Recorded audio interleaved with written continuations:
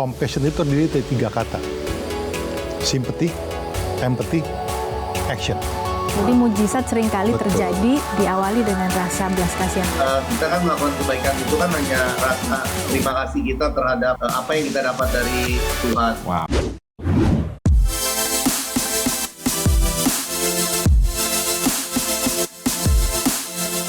Dilansir dari berbagai sumber, beberapa nama tenar artis asal Korea ternyata rajin berdonasi. Bahkan melakukannya secara diam-diam. Bukan saja memiliki paras yang rupawan dan talenta yang tentu saja menawan banyak kalangan, sejumlah artis Korea tersebut memiliki hati bak malaikat karena menyumbangkan sebagian penghasilannya untuk tujuan kemanusiaan. Siapa sajakah mereka? Berikut daftarnya. Song Joong Ki. Melalui Hope Bridge Korea Disaster Relief Association, Song Joong Ki menyumbang sebesar 1,2 miliar rupiah untuk menyediakan perlengkapan musim dingin bagi para staf medis di pusat pemeriksaan COVID-19 pada Januari 2021. Bahkan hal itu berlanjut pada bulan berikutnya sebesar 1,2 miliar rupiah. Kim Yoo Jung, artis cantik yang memulai karir sejak usia muda ini, merupakan salah satu artis yang rajin berdonasi. Ia tercatat pernah memberikan sumbangan sebesar 363 juta rupiah melalui Green Umbrella Children's Foundation untuk menanggung biaya perawatan pasien anak-anak. Tidak hanya itu saja, ia juga membantu anak-anak yang memiliki orang tua berpenghasilan rendah dan terdampak COVID-19. Kim Go Eun, artis yang membintangi drama Yumi Cell, Kim Go Eun, tercatat mendonasikan uangnya sebesar 605 juta rupiah untuk Rumah Sakit Anak Universitas Nasional Seoul pada Mei 2021 yang dipergunakan untuk membantu anak-anak dan remaja berpenghasilan rendah yang mengalami kesulitan mendapatkan akses kesehatan karena alasan finansial. Kim Seon Ho. Kim Seon Ho begitu peduli pada sesama, terutama kepada anak-anak penderita leukemia. Hal ini ia tunjukkan dengan berdonasi sebesar 1,2 miliar rupiah bagi Korea Childhood Leukemia Foundation pada Januari 2021 yang lalu. BTS, boyband asal Korea yang digandrungi oleh berbagai kalangan di seluruh belahan dunia ini, juga terkenal akan kedermawanan mereka. Salah satu di antaranya yang tercatat ialah donasi mereka sebesar 100 juta won bersama Big Hit Entertainment bagi keluarga korban kecelakaan kapal Sewol beberapa tahun yang lalu. Serta masih banyak lagi berbagai sumbangan baik atas nama grup maupun individu yang nilainya tentu saja fantastis. Daftar tadi hanyalah sebagian kecil dari keseluruhan tindakan kemanusiaan yang telah dilakukan oleh artis-artis dari negeri K-pop. Penghasilan yang besar, rupa yang menawan, talenta yang luar biasa, serta nama tenar tidak menjadikan mereka serta-merta lupa akan sesama yang membutuhkan. Bahkan segala fasilitas dan keistimewaan yang mereka miliki, mereka gunakan untuk menolong sesama, serta menjadi berkat bagi orang-orang yang memerlukan bantuan.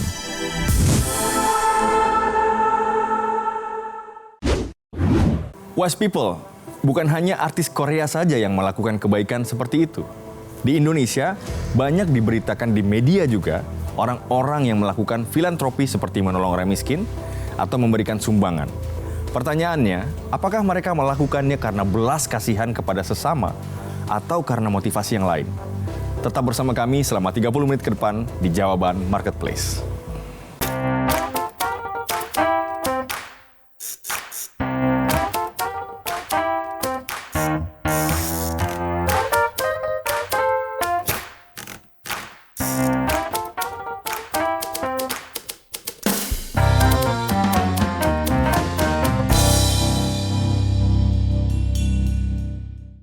Halo Wise People, kembali lagi bersama saya Mia Dan saya Prima. Saya Yungki Setiawan di Jawaban Marketplace.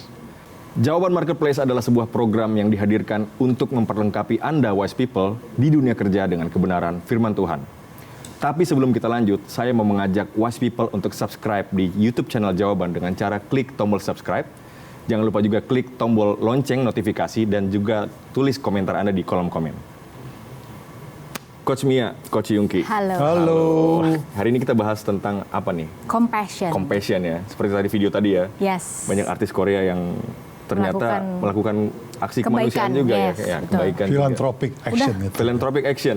Tapi Coach Yungki, sekarang tuh banyak ya yang melakukan kebaikan, tapi motivasinya untuk konten atau branding. Nah, menurut Coach Yungki itu gimana tuh fenomena yang seperti ini? Oke, kembali lagi kita harus melihat pada motivasinya sendiri. Contohnya walaupun untuk branding, tapi kan motivasinya baik. Betul. Menunjukkan kebaikan, mengajak orang untuk melakukan kebaikan. Iya. Ya, paling gampang contohnya kita lihat juga yang namanya corporate social responsibility, CSR. Iya. Ya, perusahaan-perusahaan besar memang disarankan mempunyai kegiatan CSR. Membantu anak yatim piatu, membantu edukasi, membantu gempa, dan kemudian perusahaan tersebut juga harus bisa melaporkan kegiatan CSR-nya. Oke. Jadi artinya kan kegiatan ini tidak diam-diam gitu, tapi memang diberitakan supaya orang tahu, oh perusahaan ini melakukan kegiatan CSR. Ya. Itu bagian daripada memang corporate responsibility, social responsibility, juga corporate image building. Artinya memang dipakai untuk branding. Ya. Nah, apakah salah? Tidak. Gitu ya. Ya. Kemudian juga kita juga banyak mungkin melihat konten-konten yang dibuat baik oleh individu maupun juga non individu mengenai juga Apa yang mereka compassion lakukan ya. yang mereka lakukan gitu ya. Memang motivasinya, gambaran yang diberikan itu adalah yuk kita bantu orang yuk. Kalau kita mampu, kenapa kita nggak bantu orang? Tapi menarik Coach, kalau di Alkitab kan dibilang misalnya di Matius 6 ayat 3 kita memberi tapi nggak usah diketahui orang lain gitu. Sementara di Filipi 4 ayat 5 bilang hendaklah kebaikan hatimu diketahui semua orang. Oke. Nah, itu menurut kan Coach dua gimana? konteks yang berbeda. Betul. Ya. Gitu. Jadi kalau di Matius 6 Tuhan Yesus kan memberikan perumpamaan contoh kepada figur tertentu orang Farisi. Bahwa orang Farisi itu gemar melakukan kebaikan dan mau ditonton oleh orang. Oke. Artinya dia menyombongkan. Sedangkan di Filipi itu Paulus mengajarkan bahwa hendaklah kebaikan yang kau lakukan diketahui orang lain. Dua-duanya the angle, the perspektifnya benar sih. Ya. Oke. Jadi kalau kita melakukan kebaikan tapi kita menyombongkan, ya kebaikannya kecil, sombongnya lebih gede. Itu Betul. kelihatan gitu Walaupun ya. melakukan kebaikan gitu ya. Ya. Tapi sisi lain kalau kita lihat dari sudut pandang apa yang dikatakan Paulus, bahwa kan hendaklah kebaikan kau dilakukan dan diketahui oleh orang. Dan ini sama seperti yang di Matius 5 ayat 16 kan. Jadilah terang. Oke. Ya, melalui perbuatan baikmu sehingga orang lain dapat melihat perbuatanmu yang baik dan memuliakan Bapamu di surga. Iya. Iya. Right? Jadi ujungnya untuk mempermuliakan Tuhan. Ya? Iya, jadi memang kembali lagi ini kan motivasinya dulu. Kalau motivasinya salah seperti orang Farisi, ya salah. Tapi kalau motivasinya benar seperti apa yang diajarkan Paulus atau Tuhan Yesus katakan sendiri, right? Iya. Walaupun dia sebenarnya melakukan hal baik, tapi kalau motivasinya salah juga belum tentu benar juga ya Coach ya. Betul. Tidak perlu kita menyombongkan diri bahwa kita tuh orang yang selalu berbuat baik. Iya. Ya, itu kan catatan, kalau saya bilang itu catatan kita dengan Tuhan. Tapi apakah itu definisi dari compassion? Atau mungkin Coach Mia atau Coach Yungki punya definisi tertentu tentang compassion? Mungkin Kosmia dulu. Kalau saya lebih mengarah atau lebih istilahnya memahami arti compassion itu kan belas kasihan ya kalau dalam bahasa Indonesia. Tetapi lebih ke arah nggak cuma sekedar gini nih, maksudnya bersimpati. Aduh, Prima kamu lagi kesulitan ya. Iya. Saya ikut bersimpati ya. Tapi kalau compassion itu melibatkan aksi. Jadi nggak cuman peka atau sensitif terhadap kesulitan orang-orang di sekitar kita, tetapi dia melibatkan aksi untuk membantu, bahkan untuk istilahnya meringankan beban lah, itu tuh compassion. Tadi yang Mia sudah sebutkan simpati. Jadi buat saya itu compassion itu terdiri dari 3 kata. Sympathy, empathy, action.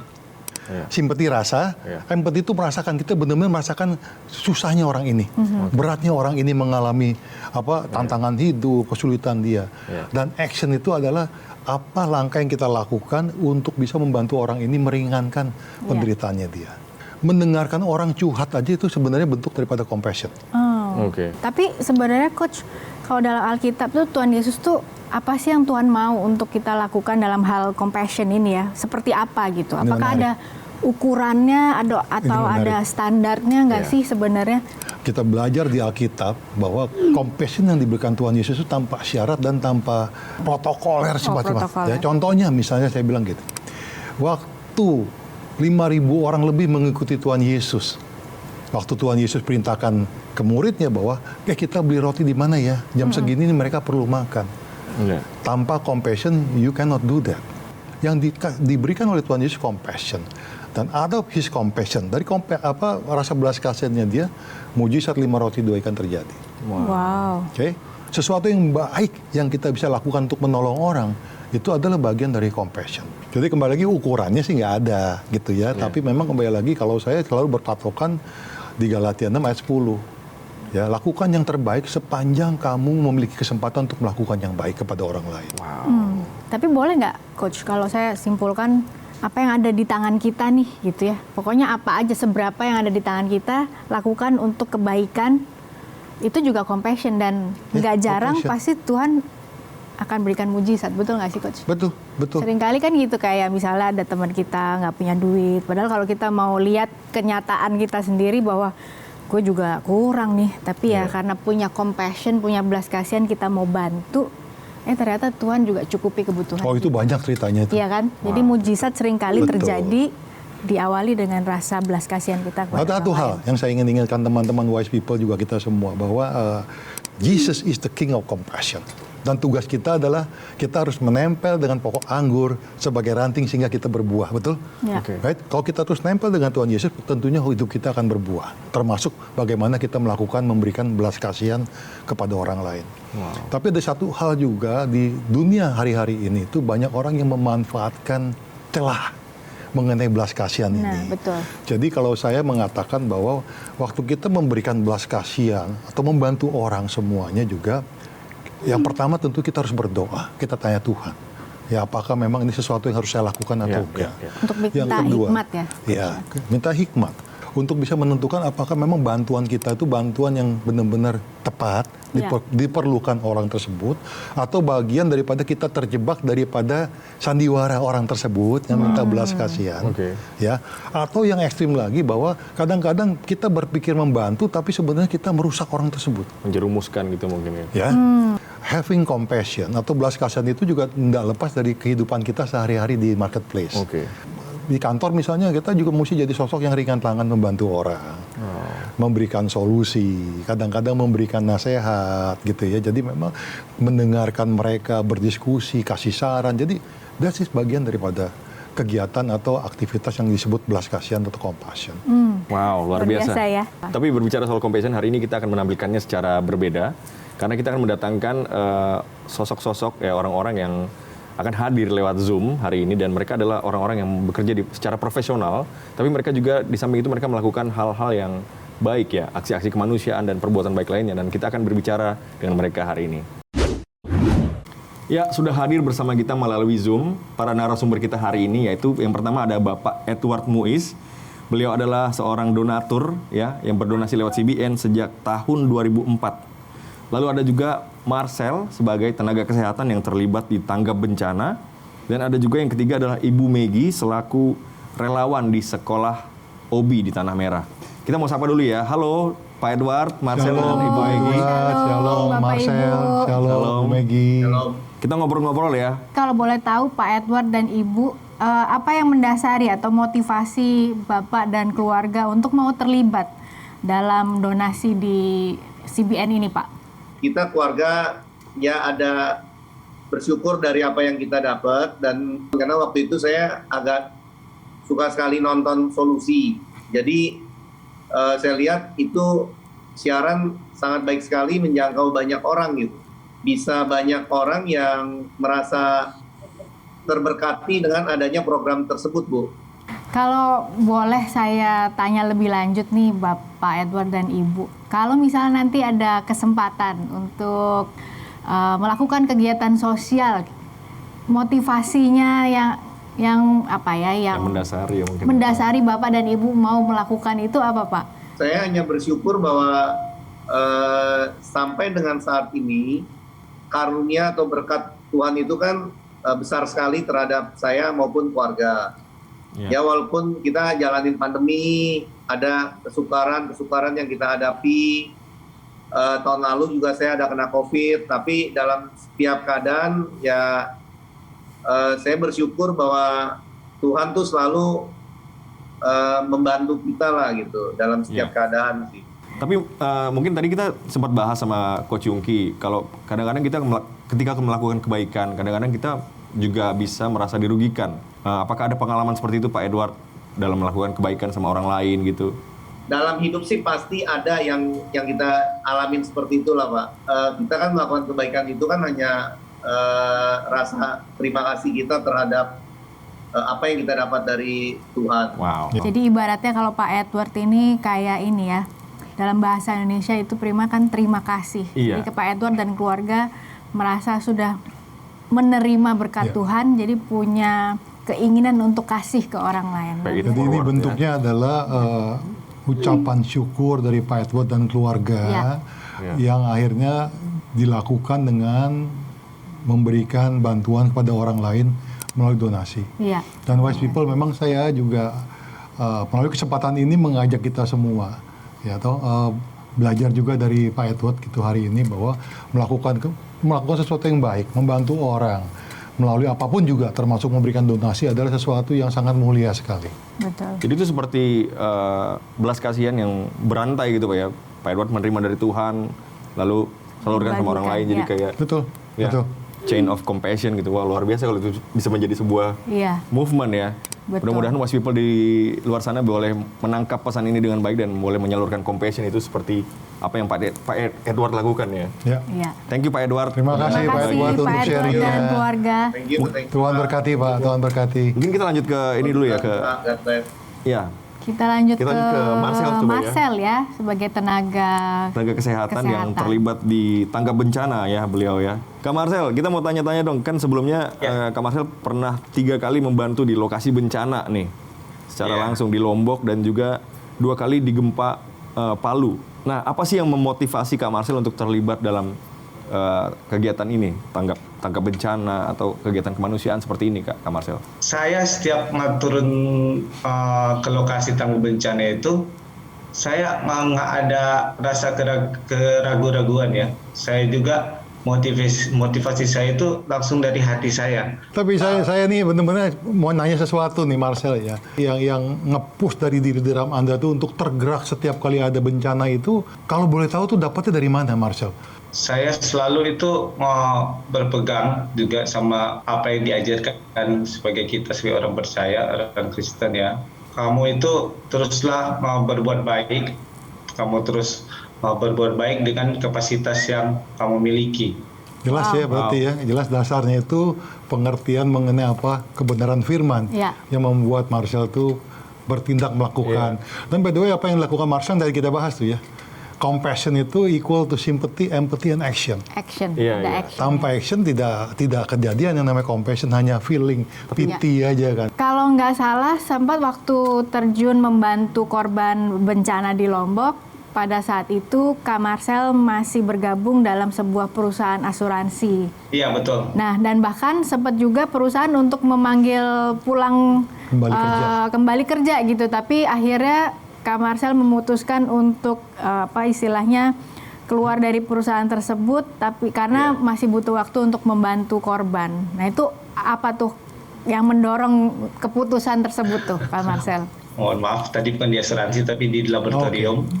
Tempat medical check up. Saya hubungi orang kantor, saya minta izin, mereka berikan izin 3 hari. Nah, di Lombok itu saya melayani selama 2 minggu. Sebelumnya itu saya berdoa, pasti engkau akan berikan jawaban jalan yang terbaik buat saya. Seminggu berjalan, saya langsung hubungi lagi ke HRD. Saya bilang, minta maaf, saya masih ada 1 minggu lagi pelayanan, kalau bisa diizinin. Kalau memang nggak bisa ya silakan kebijakan dari kakak. Kasih tahu bahwa aduh minta maaf Cel, ini resikonya, jadi kalau kamu memang lanjut di sana mungkin kontrak kamu itu akan segera selesai berakhir. Tapi dengan baik-baik, kami tidak karena kamu udah melakukan pekerjaan di perjanjian yang mulia gitu mereka bilang. Dalam hati saya nggak ada rasa sedih, rasa apa, tapi saya terima gitu. Jadi dengan logo saya baik, terima kasih Kak ya, mohon maaf Kak, saya ini lagi membantu cuma saya ngerti. Ini ada 2 hal yang luar biasa. Marcel tadi kita juga baru bahas ya. Ada 2 hal. Yang pertama tadi Marcel bicara sebelum menelpon kembali ke kantor, Marcel berdoa. Yang kedua yang luar biasa dari Marcel ini, dia meninggalkan sumber ekonominya untuk melakukan pekerjaan yang lebih mulia. Betul. Hal seperti ini, compassion seperti ini tidak bisa juga dimiliki oleh setiap orang. Ini yang diajarkan Tuhan Yesus pada kita semua juga. Ya. Ada waktunya memang kita harus berkorban lebih daripada yang bisa kita korbankan hanya untuk bisa berbuat baik. Betul, luar biasa. Wow. Luar biasa Marcel. Wow. Tuhan berkati. Terima kasih Pak Yongki, Kak Mia, Kak Prima, Tuhan berkati juga. Mungkin kita lanjut ke ini ya, ke narasumber kita satu lagi yaitu Ibu Megi. Jadi Ibu Megi relawan di sekolah ya, di sekolah OBI ya. Apa yang dikerjakan di sana, Bu?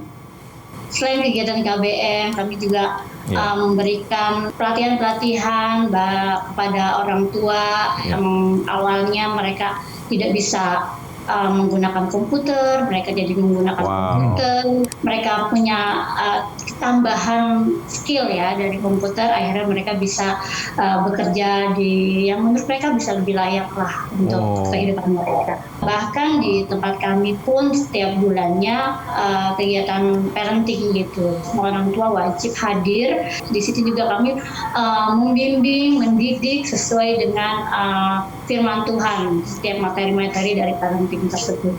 Sudah berapa lama Ibu Megi terlibat menjadi relawan di OBI?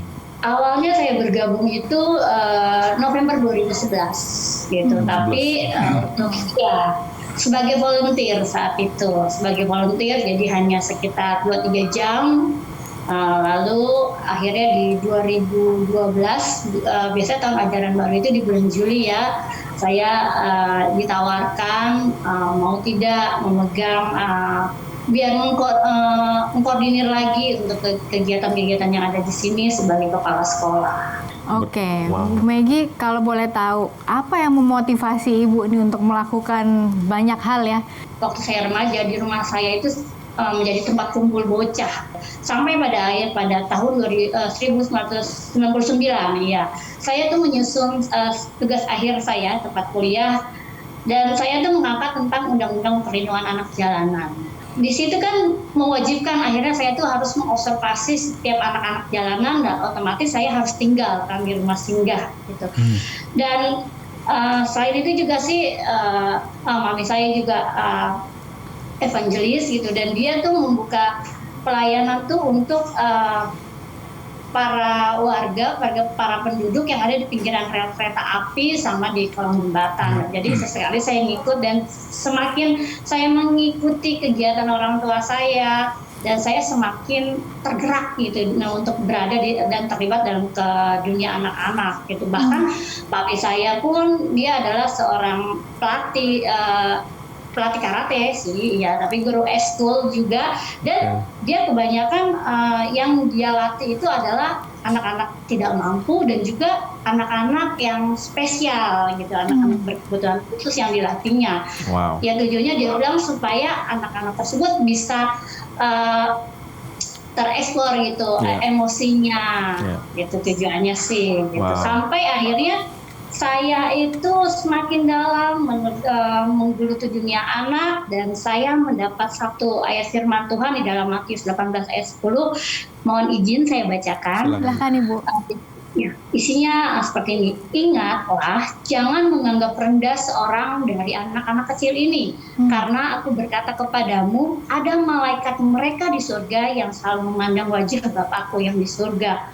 Nah, itu semakin membuat saya bagaimana ya, malaikat Tuhan aja mau gitu loh selalu berada di kehidupan anak-anak ini. Masa ya kita sebagai orang dewasa yang sama-sama juga ciptaan Tuhan, masa ya kita tidak mau gitu memberikan apa yang Tuhan sudah bagi kepada di kehidupan kita, anugerahnya untuk kita bisa melayani anak-anak ini. Dan itu juga yang menjadi motivasi saya untuk saya bisa terlibat untuk bisa terlibat di kehidupan anak-anak di kalangan yang membutuhkan. Luar biasa. Luar biasa. Thank you banget buat narasumber kita hari ini, Pak Edward, Kak Marcel, dan Ibu Megi. Terima kasih sudah berbagi. Terima kasih Marcel, terima kasih Ibu Megi. Menginspirasi. Iya, sangat menginspirasi. Terus berkarya untuk Tuhan, jadi berkat untuk banyak orang. Pak Yongki, ini hari ini ada pertanyaan juga dari netizen. Pertama, kasih uang ke pengemis di pinggir jalan termasuk bentuk belas kasihan ke sesama nggak?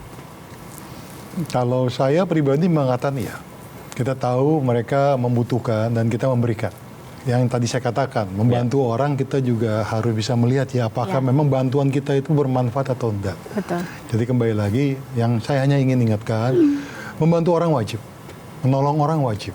Apakah bentuknya tadi mau bentuknya uang, bentuknya bantuan, bentuknya nasihat, gitu, pertolongan. Tapi inti kembali lagi bahwa yang kita harus ingat, apakah bantuan kita itu pakai bahasa Alkitabnya fruitful, berbuah. Buat wise people semua yang tergerak untuk melakukan hal-hal baik, ya seperti orang-orang tadi yang kita udah bicara ya, kita diskusi bareng di Zoom tadi, banyak hal yang bisa kita lakukan.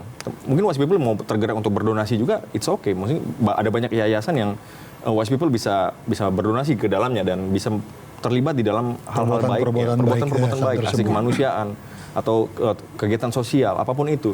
Jadi lakukan aja, mungkin bisa lewat CBN juga ya, mungkin ada nanti nomornya di layar, dicantumin aja websitenya atau nomor telepon yang wise people bisa hubungi juga lewat kalau wise people ingin berdonasi lewat CBN. Tapi apapun itu buat wise people yang sudah tergerak untuk melakukan hal-hal baik, kebaikan yang Tuhan sudah gerakan wise people, lakuin aja.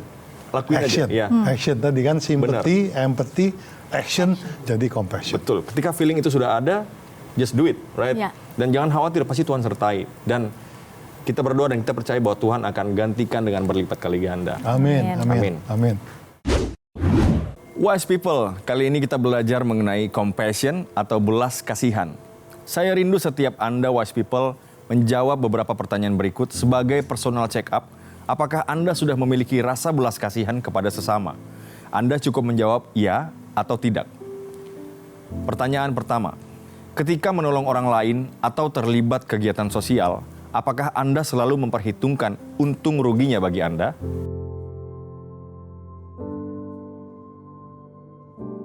Pertanyaan kedua, apakah Anda melakukan kebaikan karena ingin mendapatkan pujian dari orang lain? Ketiga, apakah saat Anda memberi, Anda ingin diketahui orang banyak?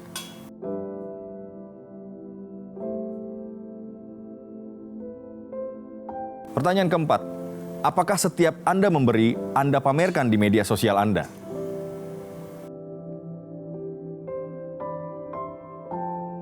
Wise people, jika jawaban Anda semua adalah ya, bukan berarti Anda salah. Itu hanya karena kita belum mengundang sumber belas kasih itu ke dalam hati kita.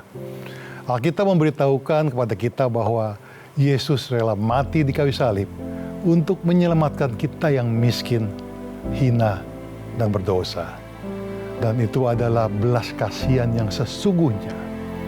Nah, wise people, bangsa kita saat ini membutuhkan belas kasihan. Banyak di antara mereka yang masih bergelut dengan masalah dan kemiskinan. Setiap kita harus bisa menjadi jawaban bagi mereka. Mari saya ajak wise people untuk berdoa bersama-sama dengan saya. Mari kita berdoa. Tuhan Yesus, kami datang untuk mengucapkan syukur kami. Terima kasih Tuhan, kalau selama ini Engkau sudah berada di dalam kami dan kami ada di dalam Engkau. Tuhan, kami mau berdoa bagi setiap kami. Tuhan, berikan rasa compassionate itu. Tuhan, berikan kepada kami rasa belas kasihan. Karena kami mau menjadi terang bagi bangsa kami. Kami mau menjadi berkat bagi bangsa kami. Dan kami mau menjadi jawaban bagi mereka yang membutuhkan Tuhan. Tuhan, sekali lagi berikan itu pada kami semua. Sehingga kami dapat menjalankan apa yang Kau minta kami jalankan. Kami bersyukur Tuhan sekali lagi untuk acara hari ini. Dan terima kasih sekali lagi Tuhan Yesus. Di dalam nama-Mu kami sudah berdoa dan bersyukur. Amin. Bagi wise people yang ingin didoakan atau ingin sharing tentang pengalaman Anda, wise people bisa menghubungi nomor yang tertera di layar, nomor Sahabat 24, dan di sana ada tim kami yang siap untuk mendoakan wise people. Dan bagi wise people yang masih ingin mengetahui lebih lanjut tentang permasalahan dan jawaban di kantor, silakan kunjungi www.jawaban.com Serta jika masih ada rasa penasaran untuk ingin tahu lebih lanjut, silakan bertanya kepada kami melalui media sosial kami. Sekian perjumpaan kita kali ini. Saya Mia. Saya Prima. Saya Yungki Setiawan. Ingat, apapun yang Anda hadapi, pasti ada jawaban.